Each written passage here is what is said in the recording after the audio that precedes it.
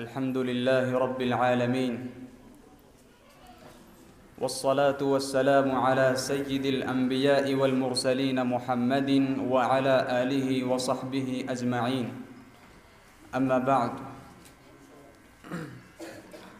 قال الله تبارك وتعالى في كلامه الميمون: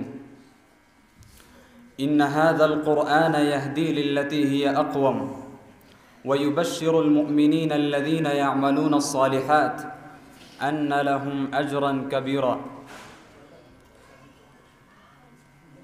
وفي بادئ ذي بدء، قبل أن أخطب أمامكم، أولا أريد أن أعرف عن هذه المدرسة شيئا قليلا ما يوجد في نفسي، الذي قد كلفني أخي العزيز محمد أستاذ هذه الجامعة الشيخ عبد الصمد الجامعي القاسمي كذلك.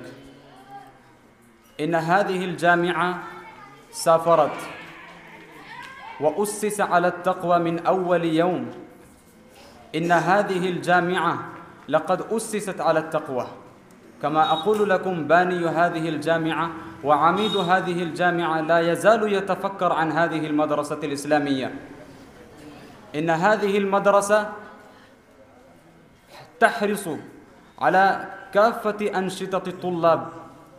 أنشطة الطلاب الدينية والدنيوية كذلك، ولقد سافرت وعبرت ربع قرن 25 سنة، ولكن بحمد الله تبارك وتعالى قد أكملت حفظ القرآن الكريم في هذه المدرسة الإسلامية، ولقد قرأت الكتب الفارسية على الشيخ وعلى والدي.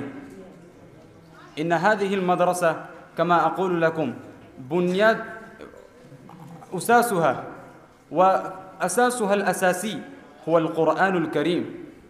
القرآن الكريم هو كتاب الذي قد قال الله تبارك وتعالى في شأنه: تبارك الذي نزل الفرقان على عبده ليكون للعالمين نذيرا.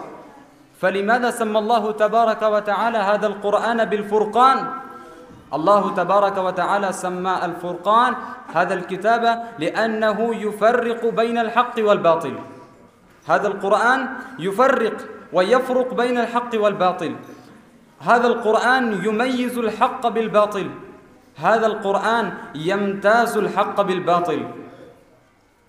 قال الله تبارك وتعالى: سبحان الذي أسرى بعبده ليلا من المسجد الحرام إلى المسجد الأقصى الذي باركنا حوله لنريه من آياتنا إنه هو السميع البصير. فما هي الآيات؟ ما هي المبينات؟ وما هي البينات؟ فأقول لكم بكل صراحة وصرامة: الله تبارك وتعالى اصطفى واجتبى القلب المنور والمصطفى وقلب المصطفى محمد صلى الله عليه وسلم، وأنزل هذا القرآن على ذلك القلب المطهر. أنزل هذا القرآن في شهر رمضان. قال الله تعالى: شهر رمضان الذي أنزل فيه القرآن هدى للناس وبينات. أنزل هذا القرآن في غار حراء الذي قد كان النبي صلى الله عليه وسلم يتضرع أمام الله تبارك وتعالى في ذلك الغار في ذلك الكهف. قال الله تعالى: وأنا الآن أرجع إلى ما يهمني في هذا المجلس إن شاء الله تبارك وتعالى. في القرآن الكريم: ومن الجبال جدد وبيض وحمر مختلف. وفي الجزء الرابع كذلك: إن في خلق السماوات والأرض واختلاف الليل والنهار لآيات لأولي الألباب. فمن أولو الألباب أيها المسلمون وأيها الطلاب؟ من أولو الألباب؟ قال الله تعالى: إنما يخشى الله من عباده العلماء. من العلماء؟ العلماء لم يورثوا دينارا ولا درهما، إنما ورثوا العلم. فالقرآن الكريم هو العلم الحقيقي، هو الجامع المجمع. القرآن الكريم هو كتاب الإنسانية كلها. القرآن الكريم لم يقيد الله تبارك وتعالى بزمن ولا بمكان، ولم يقيد بجنس ولا بعصر ولا بمكان، بل القرآن هو القرآن كتاب الإنسانية كلها.